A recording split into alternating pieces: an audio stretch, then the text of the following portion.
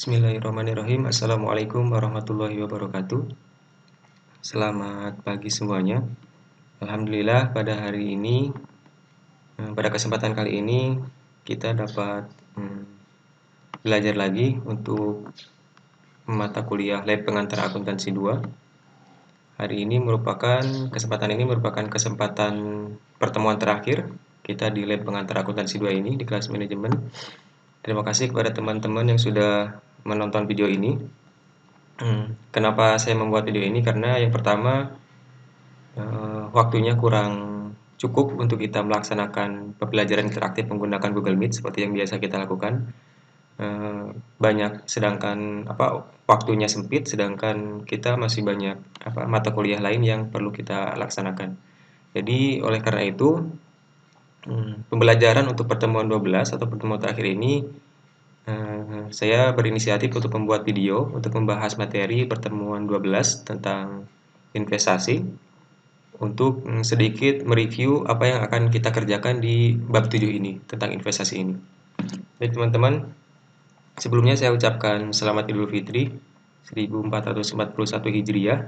Taqabbalallahu minna wa minkum siyamana wa siyamakum. Mohon maaf lahir batin. Saya secara pribadi mohon maaf kepada teman-teman kalau dalam pembelajaran Lab Pengantar Akuntansi 2 ini banyak sekali kesalahan, banyak sekali kekurangan atau perkataan saya yang tidak pada tempatnya. Sekali lagi saya mohon dimaafkan. Baik teman-teman, pada materi terakhir ini, pada bab 7 ini kita akan membahas tentang investasi. Investasi ada dua materi. Yang pertama tentang obligasi sudah kita pelajari di pertemuan ke-11 dulu. Hari ini kita akan masuk ke dalam bahasan terkait dengan investasi pada saham. Jadi sebelumnya kita telah belajar tentang investasi pada obligasi. Pada kesempatan hari ini yang terakhir ini kita akan belajar terkait dengan investasi pada saham. Investasi pada saham ini materinya atau soalnya kita akan kalau kemarin obligasi kita mengerjakan soal 1 dan soal 2. Untuk saham kita akan mengerjakan soal 3 dan soal 4, 2 soal terakhir. Inti dari soal 3 dan soal 4 ini sebenarnya menanyakan terkait 3 hal. Yang pertama adalah jurnal ketika perusahaan membeli saham. Kedua, jurnal ketika perusahaan mendapatkan dividen. Ketiga adalah jurnal ketika si perusahaan menjual kembali saham yang telah dia beli. Jadi ada 3 materi. Materinya sudah saya upload di e-learning untuk terkait dengan saham ini. Masih materi yang sama seperti pertemuan sebelumnya. Hanya beda bagian saja. Kalau kemarin kita terkait dengan obligasi, sekarang kita terkait dengan investasi pada saham. Sebelum kita masuk ke jurnalnya, ada klasifikasi ketika kita mencatat pembelian saham. Klasifikasi yang penting itu adalah ini. Karena saham itu bentuknya adalah kepemilikan, jadi ketika kita membeli saham, berarti kita secara tidak langsung kita sedang memiliki bagian dari perusahaan itu.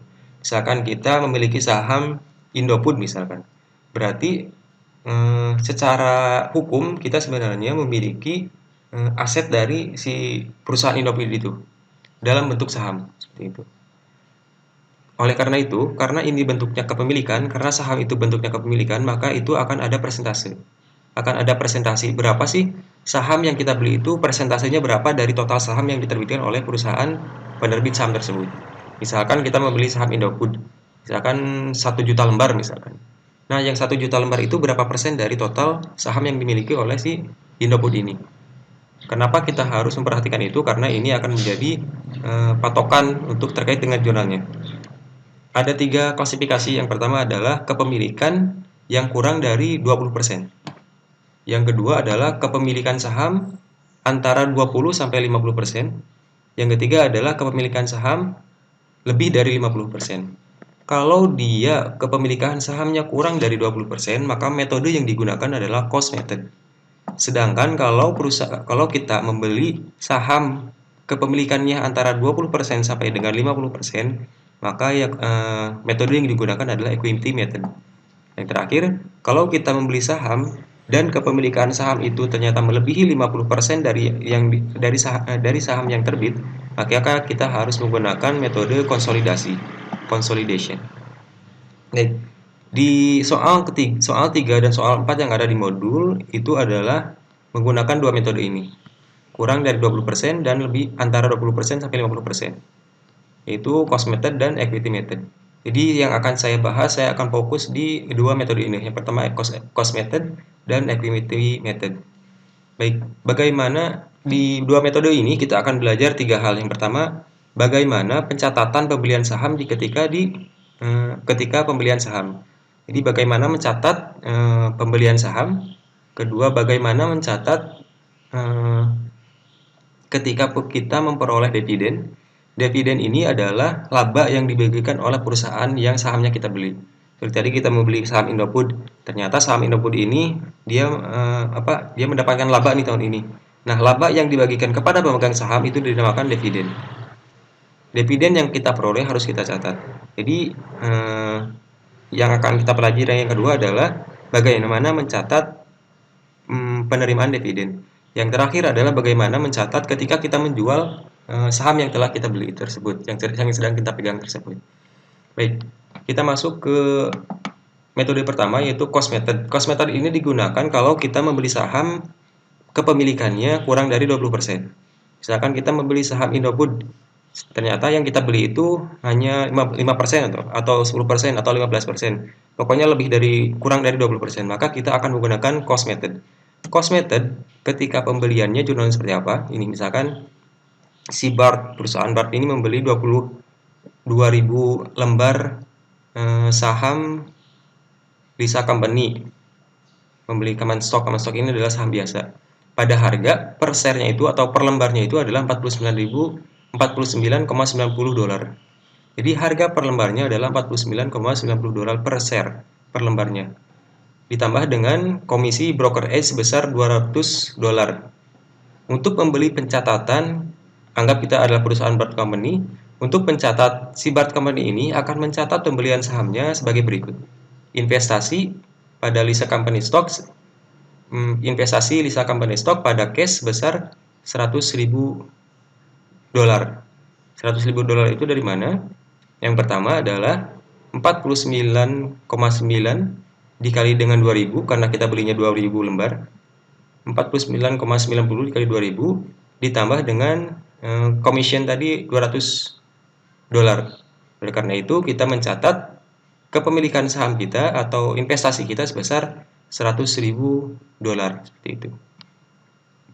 Yang kedua, bagaimana ketika perusahaan memperoleh dividen?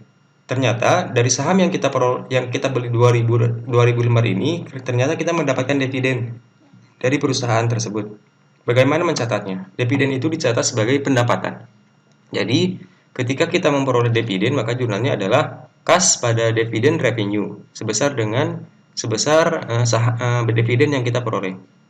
Di sini disebutkan kita memperoleh dividen sebesar 40 rupiah 0,40 dolar per share. Artinya adalah kita memperoleh dividen sebesar 0,40 dolar per share per lembarnya. Untuk mencatat semuanya berarti kita tinggal kalikan saja. Karena kita memiliki 20 lembar, maka 20.000 lembar dikali dengan 0,40. Oleh karena itu kita akan mendapat nilai 800 dolar. Ini adalah dividen yang kita peroleh, totalnya adalah 800.000 dolar. Terakhir, bagaimana ketika perusahaan kita menjual saham yang sudah kita miliki ini? Tadi kita sudah beli, kita dapatkan dividen, sekarang kita akan jual nih si saham ini. Jurnalnya seperti apa? Kita harus mencatat dulu yang pertama, apakah ada kerugian atau keuntungan. Di sini disebutkan ilustrasinya. Kita menjual 1.500 saham dengan harga 54,50 per share. Dan dikurangi dengan 160 dolar untuk komisinya. Jadi kita menjual saham, tapi juga kita ada biaya yang harus kita bayar untuk komisinya. Oleh karena itu, karena kita tadi belinya lebih murah dari ini, oleh karena itu kita akan memperoleh gain atau keuntungan. Karena nilai yang kita jual lebih besar daripada nilai ketika kita membeli saham ini. Nilainya berapa, kita tinggal kalikan saja. Proceeds from sale. Ini adalah nilai yang kita peroleh, kas yang kita peroleh atas penjualan saham. 81.590 ini adalah dari ini apa? Dari 54,50 dikali dengan 1.500.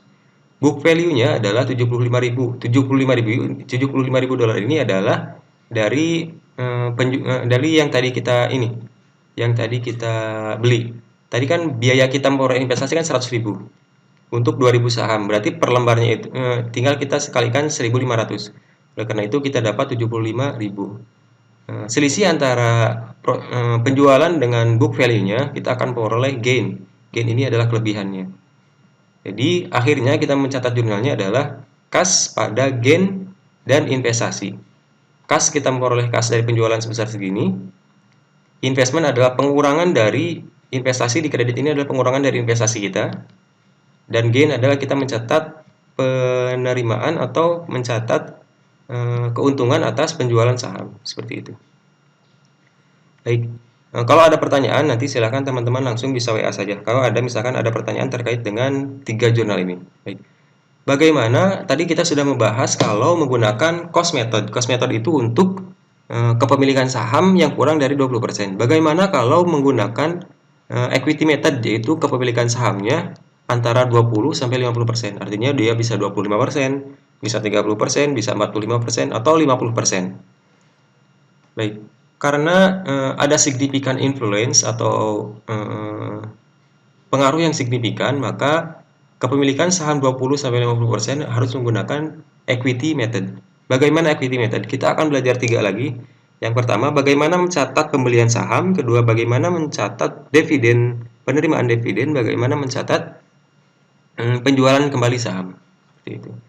Ketika kita membeli saham, di sini dicontohkan. Ilustrasikan bahwa Simpson Company membeli 40% saham dari Flanders Corporation. Artinya kita sebagai Simpson Company, kita membeli saham sebanyak 40% dari saham yang dimiliki oleh Flanders Corporation. Flanders Corporation ini adalah perusahaan, kita membeli saham si perusahaan ini. Pada 2 Januari 2016 untuk 350.000 dolar. Karena itu kita mencatatnya adalah investasi pada kas, investasinya bertambah, kasnya berkurang 350.000 dolar. Ini untuk mencatat 40% saham dari si Flanders ini. Bagaimana ketika perusahaan yang berbeda dari cost method, equity method ini ketika mencatat ketika ada net income yang dilaporkan oleh perusahaan, maka kita harus mencatat sebagai penambahan dari investasi ini. Misalkan tadi kita sudah mencatat ketika pembelian adalah 350.000 dolar. Ketika si perusahaan Flanders Corporation ini mencatatkan laba, artinya dalam laporan keuangan tahun ini dia mencatatkan laba, maka kita harus mengakui peningkatan dari investasi ini. Investasi ini kan awalnya 350.000 dolar. Ketika si perusahaan Flanders Company ini tahun 2016 31 Desembernya mencatatkan laba sebesar 105.000 dolar, maka kita harus mengakui peningkatan dari investasi ini. Peningkatannya adalah di sini disebutkan ada pada tahun 2016 tanggal 31 Desember, si perusahaan Flanders Company ini mencatatkan laba sebesar 105.000 dolar. Oleh karena itu, kita harus mencatat bagian kita dari laba tersebut berapa? Bagiannya kan 40% dikali dengan 105.000 dolar, yaitu 42.000. 42.000 ini harus kita akui sebagai peningkatan investasi kita. Investasinya bertambah, income of Flanders Corporation-nya juga bertambah. Jadi ketika perusahaan yang kita beli sahamnya mencatatkan laba, kita harus juga ikut mencatatkan peningkatan investasi kita. Kita mendebit investasi dan mengkredit income of Flanders Corporation. Itu income atau pendapatannya. Bagaimana ketika kita memperoleh dividen? Kalau tadi kan si perusahaan hanya mencatatkan net income-nya saja, hanya mencatatkan labanya saja. Tapi kan kita belum memiliki uangnya sebenarnya. kita belum mendapatkan uangnya. Kita mendapatkan uang ketika kita memperoleh dividen. Bagaimana pencatatan ketika kita memperoleh dividen? Jurnalnya adalah kas pada investasi. Misalkan si Flanders Company ini mendeklar atau mengumumkan bahwa si perusahaan akan membayarkan dividen sebesar $45.000. $45.000 ini berapa yang harus kita akui? Karena saham kita hanya 40%, maka dividen yang harus kita akui adalah 40% dari $45.000 ini. Jadi $45.000 kali 40% hasilnya adalah 18.000. Kita mengakui pendapatan dividen kita sebesar 18.000. Di jurnalnya adalah kas pada investment in Flanders Corporation Stock. Kenapa pada investasi? Karena ini adalah equity method di mana peningkatan dan penurunan nilai saham. Peningkatan dan penurunan ini akan kita akui pada investasinya, bukan pada diakui sebagai pendapatannya. Jadi pendapatannya itu diakui ketika si perusahaan mengumumkan laba. Tapi ketika dividennya benar-benar kita dapatkan, ketika kasnya kita dapatkan, yang kita kurangi adalah bukan pendapatannya, atau yang bertambah adalah bukan pendapatannya, tetapi investasinya berkurang. Oke, jadi alurnya adalah kita membeli saham, sekali lagi saya review lagi. Ketika kita membeli saham $350, ketika ada pengumuman laba, kita akui laba itu sebagai peningkatan investasinya. Ketika kita memperoleh dividen, kita kurangi investasi tersebut dan kita peroleh kasnya. Karena sebenarnya dividen yang kita dapatkan sudah kita tambahkan di investasi ini, ketika kita menjurnal net income-nya. Gitu.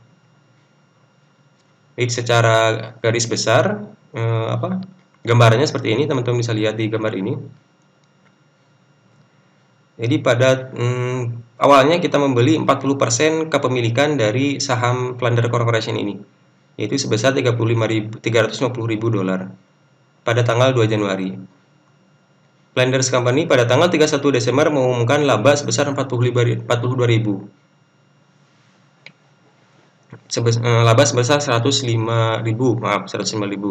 Oleh karena itu bagian kita adalah 42.000. Kita catat 42.000. Pada selanjutnya kita akan peroleh dividen. Ternyata si Flanders Company ini mengumumkan dividennya adalah sebesar 45.000. Karena hanya 45.000 berarti bagian kita hanya 18.000. 18.000 ini adalah 45.000 dikali dengan 40%. Pada akhirnya, di akhir ketika kita sudah mendapatkan dividen, maka nilai dari investasi ini adalah $374.000. Ini adalah 40% kepemilikan kita terhadap si perusahaan Flanders Company ini. Baik, teman-teman, sekian mungkin pembahasan saya.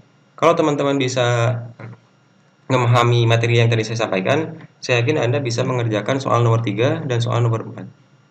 Baik, seperti itu materi kali ini.